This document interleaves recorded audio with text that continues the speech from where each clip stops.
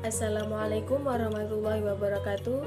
Nama saya Inayatus Sanganda dari Prodi PGMI semester 2. Di sini saya akan menyampaikan sedikit materi tentang ilmu sosial dasar. Yang pertama, ruang lingkup ilmu sosial dasar. 1. Pengertian ilmu sosial dasar. Ilmu sosial dasar adalah ilmu pengetahuan yang mempelajari tentang masalah-masalah sosial yang timbul dan berkembang di dalam sebuah masyarakat yang diharapkan dapat memberikan pengetahuan dasar dan pengertian umum tentang konsep-konsep yang dikembangkan untuk mengaji masalah manusia. Maka dari itu, pelajaran ilmu sosial dasar memberikan kepada masyarakat sebagai suatu bahan program studi atau mata kuliah umum sosial yang diberikan dalam rangka usaha untuk memberikan pengetahuan dasar dan pengertian umum tentang konsep-konsep yang dikembangkan guna mengaji gejala-gejala sosial agar daya tangkap, persepsi, dan penalaran mahasiswa dalam menghadapi lingkungan sosialnya. 2. Tujuan ilmu sosial dasar.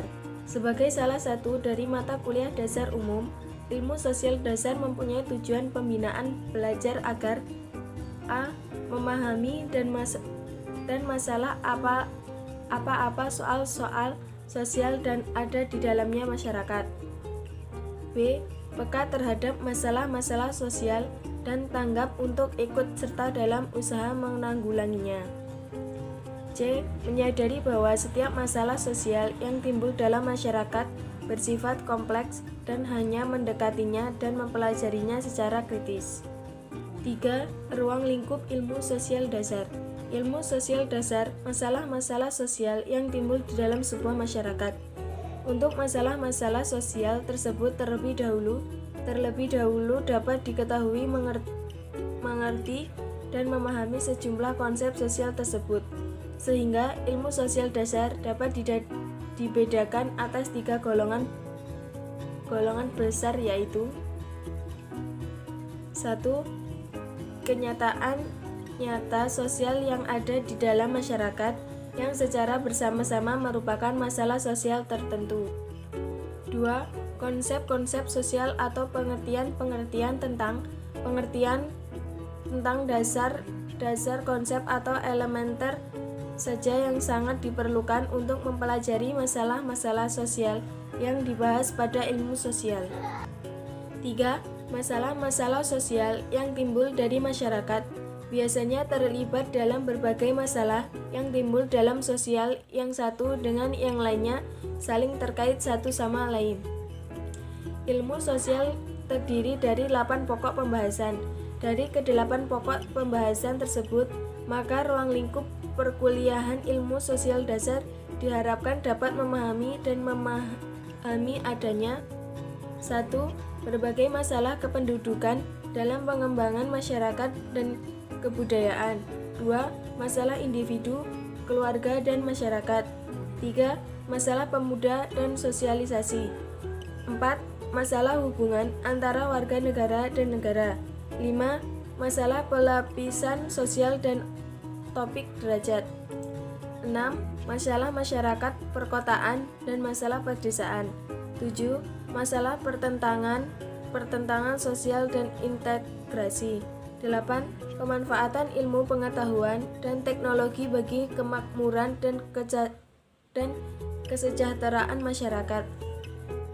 3. Perbedaan dan bersamaan ilmu pengetahuan sosial dan ilmu sosial dasar. Persamaan. 1. Kedua-keduanya merupakan bahan studi untuk program pendidikan atau perencanaan. 2. Keduanya bukan disiplin ilmu yang berdiri sendiri. 3.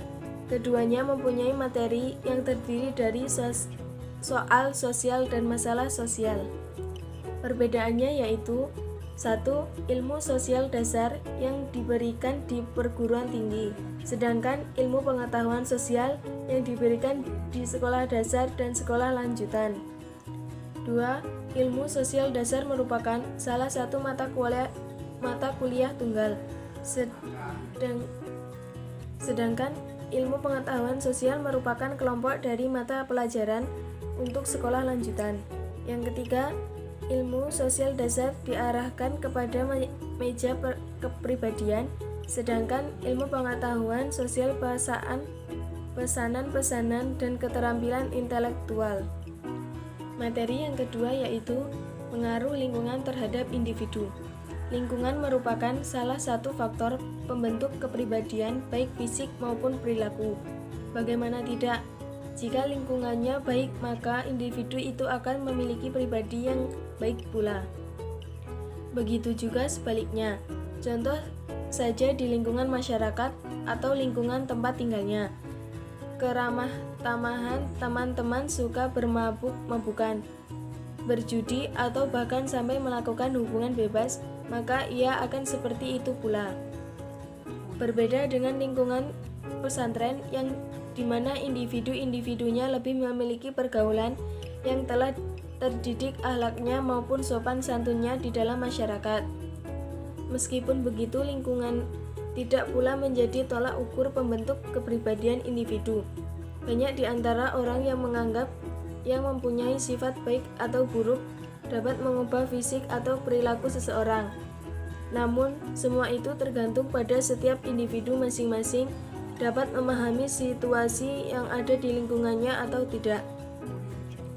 Contoh nyatanya, saat terjadi banjir di kampung halamannya, secara otomatis para warga akan bergotong royong membersihkan kampungnya.